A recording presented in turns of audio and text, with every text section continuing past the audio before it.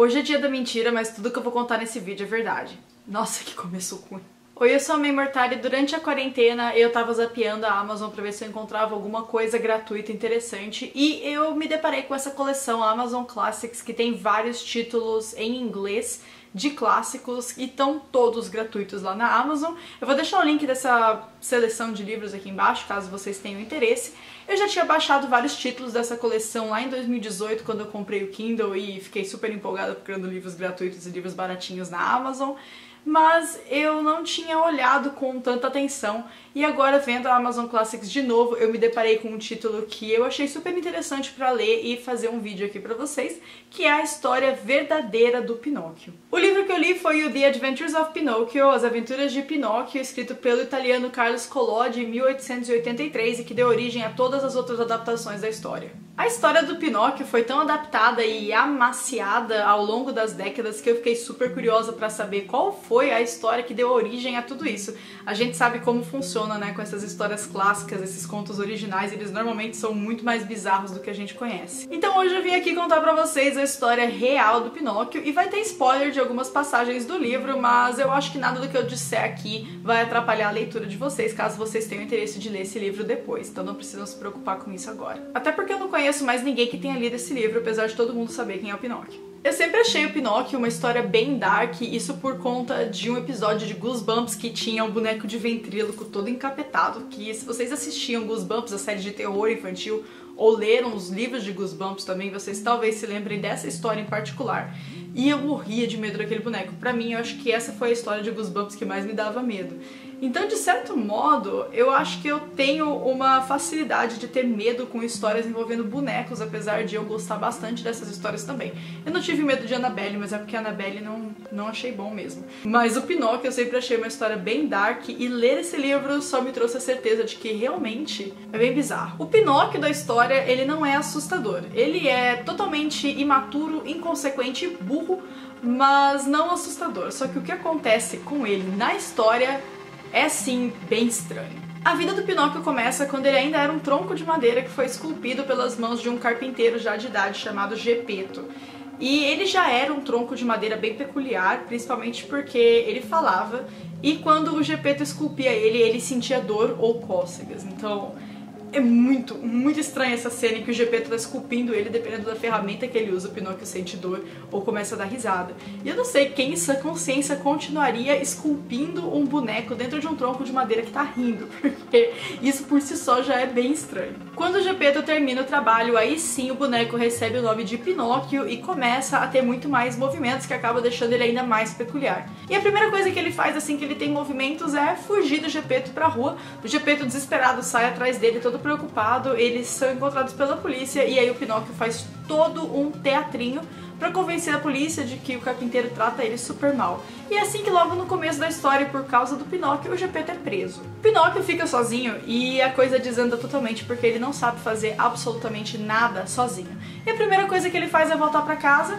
Ele conhece o grilo falante, o famoso grilo falante da história do Pinóquio, e aí ele mata o grilo. Ele mata o grilo falante com um martelo. Ele acaba ficando sem comida, sai pra rua procurando ajuda, procurando alguém que possa dar um pouco de comida pra ele. E daí um cara escroto de uma sacada joga um balde de água em cima dele, tá super frio, ele volta pra casa pra tentar se esquentar. E o grande plano dele pra se esquentar é dormir com o pé dele dentro do forno. E quando ele acorda, os pés dele queimaram e viraram cinzas e ele não tem mais pé. Então ele fica se arrastando pela casa, sem pé e passando fome, morrendo de fome, até o Geppetto ser liberado pela polícia, voltar pra casa e dar comida pra ele, fazer pés de madeira novos pra ele. Eu achei essa cena completamente assustadora de ler no livro. É estranho demais. Parece muito uma coisa daqueles filmes B de terror, sabe? Mas não é um livro infantil. Depois disso, Pinóquio pede 1000 desculpas, isso é algo que ele faz ao longo da história inteirinha e é sempre da boca pra fora. E ele diz pro Geppetto que ele vai se esforçar em ser um garoto melhor e que ele vai pra escola, vai estudar, vai se dedicar. E ele pede dinheiro pro Geppetto pra comprar um livro pra escola. O Geppetto não tem nenhum dinheiro, então o que ele faz é, ele vai pra rua, vende o único casaco que ele tem, porque o Gepeto aparentemente é uma pessoa de um coração muito puro, porque eu já teria perdido totalmente a minha paciência por ter sido preso por esse infeliz desse boneco. Mas ele sai pra rua, vende o casaco dele e usa o dinheiro do casaco pra comprar o livro que o Pinóquio precisa pra escola. Só que daí no primeiro dia de aula, o Pinóquio resolve não ir na escola e ele troca o livro dele por um ingresso pra entrar no teatro de marionetes. O padrão dessa história é que sempre que o Pinóquio faz alguma merda, ele acaba caindo em uma avalanche de desgraça. Podem perceber. Dessa vez, o Pinóquio quase acaba morrendo queimado porque o dono do teatro de marionetes acha que pode ser uma boa ideia usar o boneco falante para acender o fogo que ele precisa para assar um cordeiro. No fim das contas, ele acaba ficando com dó do Pinóquio, deixa ele ir e dá para ele 5 peças de ouro para ele levar pro pai dele, pro Gepeto, que é um homem de muito bom coração. O Pinóquio sai do teatro de marionetes em direção à casa dele. No caminho, entretanto, ele conhece uma raposa e um gato. E ele, assim, despretensiosamente conta pra essa raposa e esse gato que ele acabou de conhecer na rua que ele tá muito feliz porque ele ganhou 5 peças de ouro. E esses dois convencem ele de que se ele for junto com eles até um lugar que eles conhecem, ele pode conseguir transformar essas 5 peças de ouro em 2.000 e ser um boneco rico. Famoso golpinho, né? Sendo super ganancioso e egoísta, o Pinóquio acha a ideia muito boa e resolve acompanhar eles, mas é claro, eles passam a perna nele facinho, levam ele pra uma estalagem e depois fogem de lá e deixam ele com a conta, e é assim que o Pinóquio usa a primeira das 5 peças de ouro que ele ganhou no show de marionetes. Depois disso, ele sai andando pela floresta e é encontrado por 2 malandros encapuzados que resolvem que vão torturar o boneco até conseguir roubar dele as outras 4 peças que ele escondeu debaixo da língua. O Pinóquio foge deles, encontra uma casa para pedir ajuda e é aí que acontece um dos diálogos mais bizarros e mórbidos da história toda. O Pinóquio chega nessa casa, vê que tem uma garota olhando da janela e aí ele pede: "Ô, por favor, abre a porta aí porque tem uns caras querendo me matar." E a menina responde com: "Não mora ninguém nessa casa porque todo mundo morreu." O Pinóquio insiste falando: "Mas e você? Você não pode abrir a porta pra mim?" E ela diz que não, porque ela também está morta. Aí o Pinóquio, resolvendo continuar o papo, né, com a fantasma que tá olhando pra ele da janela, ele fala: "Mas se você tá morta, por que você ainda tá olhando aí pela janela?" E aí ela diz: "Porque eu tô esperando o meu caixão."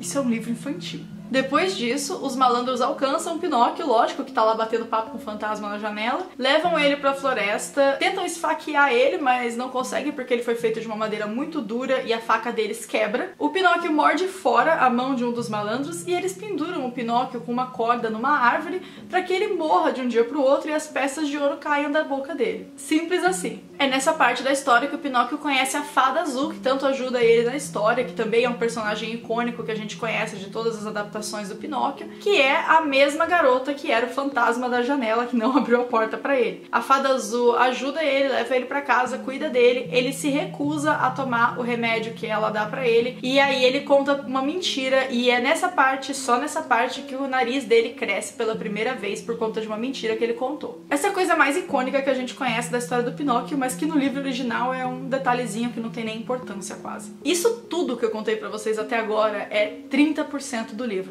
Ele é um livro de menos de 200 páginas, mas que acontece tanta merda o tempo todo, dá tudo tão errado o tempo todo, que é quase um Desventuras em série com marionete. Depois disso, a gente ainda tem vários capítulos em que muita coisa ruim acontece com o Pinóquio. Ele enfrenta uma serpente, é usado de cão de guarda por um fazendeiro, é culpado pela morte da Fada Azul, o Gepeto se afoga no mar, ele tenta fugir pra Terra dos Brinquedos e é transformado em um burro, depois é devorado por um tubarão gigante. Enfim, acontece um monte de merda com ele. Esse livro foi publicado em 1883 e tudo que acontece é como se fosse pra ser uma lição pras crianças de que elas devem obedecer os pais, ir pra escola e tudo mais, mas a forma como ele faz isso é totalmente demente. Não é assim que se convence criança a fazer nada. Eu teria muito dó de ler uma história assim pra uma criança, porque olha o tipo de lição que isso tá passando, gente. Isso vai dar pesadelo na criança, isso não vai ajudar em nada. No fim, o Pinóquio para de ser mimado e teimoso como ele é na história toda, começa a ir pra escola e vira um garoto de verdade, um garoto bonzinho. E eu acho que a ideia do autor aqui era dizer que ele descobriu o valor do trabalho, mas a vida do Pinóquio se torna puxar 100 baldes de água de um poço todos os dias em troca de um copo de leite. É horrível.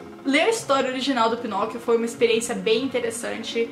Eu acho que, apesar de eu ter achado essa história péssima para crianças, ela ficou realmente presa lá em 1880 É muito bom que a gente tenha várias adaptações melhores disso hoje em dia, além de várias outras histórias infantis muito melhores pra gente ler pras crianças. Mas valeu a pena conhecer e poder contar um pouquinho pra vocês aqui no vídeo. Se você gostou de conhecer um pouco sobre a história real do Pinóquio, dá like pra ajudar a gente a divulgar esse vídeo e se inscreve no canal caso você ainda não seja inscrito por aqui. Ah, e comenta pra mim aqui embaixo qual parte dessa história você achou mais bizarra. No próximo vídeo eu vou contar pra vocês um pouco sobre os meus filmes favoritos de um diretor de cinema que eu amo muito e que, por sinal, vai ser o responsável por dirigir uma adaptação nova do Pinóquio que tá prevista pra estrear em 2021.